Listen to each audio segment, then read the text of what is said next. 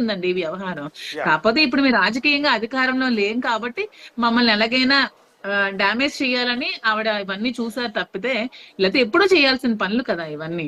Financial గా ఆలోచిస్తే ఈ రోజు నేను కూడా అక్కడ వెళ్ళి కూర్చోవాలి. ఎందుకంటే నాకు ఆ ఇంట్లో రైట్ ఉంది. నేను డబ్బులు పెట్టాను, ఆ ఇల్లు నాకు హక్కు ఉంది, నేను వెళ్ళి కూర్చోవాలి. కానీ డబ్బుల కోసం కూడా ఏ రోజు నేను ఆలోచించలేదు. మా థాట్స్ కూడా అలా ఎప్పుడు లేవండి. ఎందుకంటే మేము చాలా సోషల్ యాక్టివిటీస్ కూడా చేసామండి. టెంపుల్స్ కట్టించాము, ఎంతో మంది పిల్లలు చదివించాము, ఎంతో మందికి రోజు అనాథలకు భోజనాలు పెడుతూ ఉంటాము. ఇన్ని యాక్టివిటీస్ చేస్తుంది మాకేం అవసరం ఉంటుంది చెప్పండి ఫైనాన్షియల్ గా ఒకరిని ఆశించడానికి. ఇప్పుడు ఇంత వ్యవహారం జరిగి ఇంత వివాదం జరిగి మీరు ఆత్మహత్యాయత్నం కూడా చేసిన తర్వాత వైఎస్ఆర్ కాంగ్రెస్ పార్టీ నుంచి మీకు ఏమైనా మద్దతు లభించిందా? జగన్మోహన్ రెడ్డి గారు మాట్లాడటం కానీ, పార్టీ పెద్దలు ఏమైనా మాట్లాడటం కానీ? పార్టీ పెద్దలు మాట్లాడారండి, జగన్మోహన్ రెడ్డి గారు ఏం మాట్లాడలేదు. కానీ ఒకటండి, రాజకీయంగా ఈ ఫ్యామిలీ ఇష్యూస్ లోకి రాజకీయంగా ఎప్పుడు ఎవరు రారండి. ఎందుకంటే ఫ్యామిలీ ఇష్యూస్ వేరు, రాజకీయాలు వేరు. ఫ్యామిలీ ఇష్యూస్ కి రాజకీయాలకి ఎవరు ట్యాచ్ చేయరు. నిన్న కూడా మనకి సుబ్బారెడ్డి గారు ఆల్రెడీ ప్రెస్ మీట్ లో చెప్పారు. ఎవరు అడిగారు ఈ ఎలక్షన్స్ మీద దెబ్బతీస్తాయంటే, పర్సనల్ లైఫ్ వేరు, పొలిటికల్ లైఫ్ వేరు, దీనికి దానికి లింక్ చేయకండి అని చెప్పారు. ఇప్పుడు ఈ టైంలో మీ హస్బెండ్ ఎవరైతే ఉన్నారో, మీ హస్బెండ్ చంద్రమహేష్ గారు, దివ్యాల చంద్రమహేష్ గారు బహుశా అమెరికాలో మెరైన్ ఇంజనీర్ అని చెప్పారు మీరు. ఆయన ఏమన్నా మీతో మాట్లాడి మీకు మద్దతు ఇచ్చే ప్రయత్నం చేయడం? యాక్చువల్ గా ఈ రోజు నేను టీవీ9 లైవ్ లో ఉన్నప్పుడే నేను సూసైడ్ చేసుకున్నానని తెలిసి నాకు కాల్ చేశారు. కాల్ చేసి ఇలాంటి నిర్ణయాలు నువ్వు తీసుకోవడం చాలా తప్పు, నీకు చాలా మంచి లైఫ్ ఉంది, ఎవరేమనుకున్నా మాకు తెలుసు కదా ఏం జరిగిందో, అక్కడ ఎటువంటి పరిస్థితులను ఎదుర్కొన్నావో మాకు తెలుసు.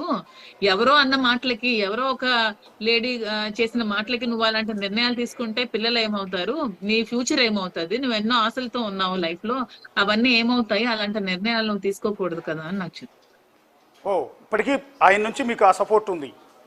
ఈ రోజు అయితే నాకు కాల్ చేసి సపోర్ట్ చేశారండి. అలాంటి తప్పుడు నిర్ణయాలు నువ్వు తీసుకోకూడదు, ఇంకా చాలా భవిష్యత్తు ఉంది, ఇంకా నువ్వు చాలా కార్యక్రమాలు చేయాల్సి ఉంది, ఎవరో ఏదో చెప్పుడు మాటలు విన్నాయని అలాంటి నిర్ణయాలు తీసుకోకూడదు, డార్కింగ్ బాక్స్ నెవర్ డెడ్, అరిచే కుక్క ఎప్పుడు కరవదు, అలాంటి నిర్ణయాలు తీసుకోకు అని చెప్పారు. టీవీ9 లో కూడా చెప్పారు. ఎందుకంటే వాళ్ళందరికీ ఈవిడేవో ఎలిగేషన్స్ చేసిందని ఫ్యామిలీ అందరికీ తెలుసు కదా నేనేంటో.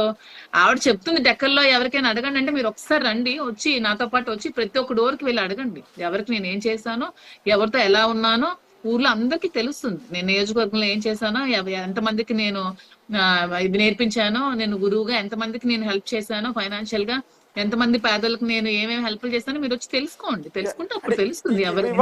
కాదు మేడం, అంటే ఇవాళ హస్బెండ్ చంద్రమహేష్ గారు కాల్ చేసి నేను నీకు అండగా ఉంటాను, లేకపోతే నువ్వు ఇలాంటి పనులు చేయొద్దు అని సపోర్ట్ చేశానంటున్నారు. బిఫోర్ దట్ మీకు ఆయనకి గ్యాప్ ఉందని చెప్పినట్టున్నారు కదా కొంత ఈ మధ్య, చాలా కాలం నుంచి ఆయన. గ్యాప్ కూడా ఇదేనండి, ఈవిడ చేసిన ఎలిగేషన్స్ కి పాప అతను కూడా వాళ్ళ ఫ్యామిలీ నుంచి కొంచెం ఇబ్బందులు పడ్డారు. అంటే వాళ్ళు కొంచెం మంచి బ్యాక్గ్రౌండ్ ఉన్న ఫ్యామిలీ కాబట్టి వాళ్ళు కొంచెం ఇబ్బందులు పడ్డారు. వాళ్ళు ఇవి చేసిన ఎలిగేషన్స్ కి కొంచెం బయటికి రావడానికి కూడా చాలా సఫర్ అయ్యారు వాళ్ళు.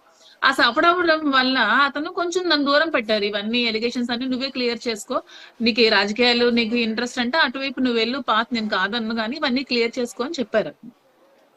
ఓకే, అంటే భవిష్యత్తులో భర్త చంద్రమహేష్ గారు మళ్ళీ తిరిగి ఇండియాకి వస్తే మీ ఇద్దరు కలిసే ఉంటారండి? అంటే ఇది మీ వ్యక్తిగత అంశమే, నేను కాదన్ను. ఈ రోజు అయితే కాల్ చేశారు, ఇంక తర్వాత అతను ఎలా రెస్పాండ్ అవుతారో, ఎలా కాల్ చేస్తారో చూసి మాట్లాడి అందరూ నిర్ణయాలు తీసుకుంటాం. ఇది చాలా మంచి పరిణామం కదండి.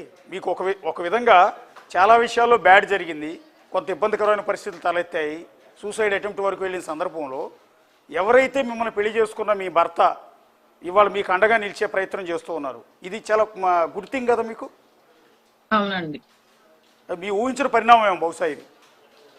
నేను కూడా ఊహించలేదు, మాత్రం అతను కాల్ చేస్తారని నేను ఊహించలేదు అసలు. అతను ఎప్పుడు ఇలాంటి వాటికి దూరంగా ఉంటారు. అతను చదువుకున్నది ఫారెన్ లోనే, అతని జాబ్ ఫారెన్ లోనే, అతను అక్కడే ఉంటారు ఎప్పుడు. నేను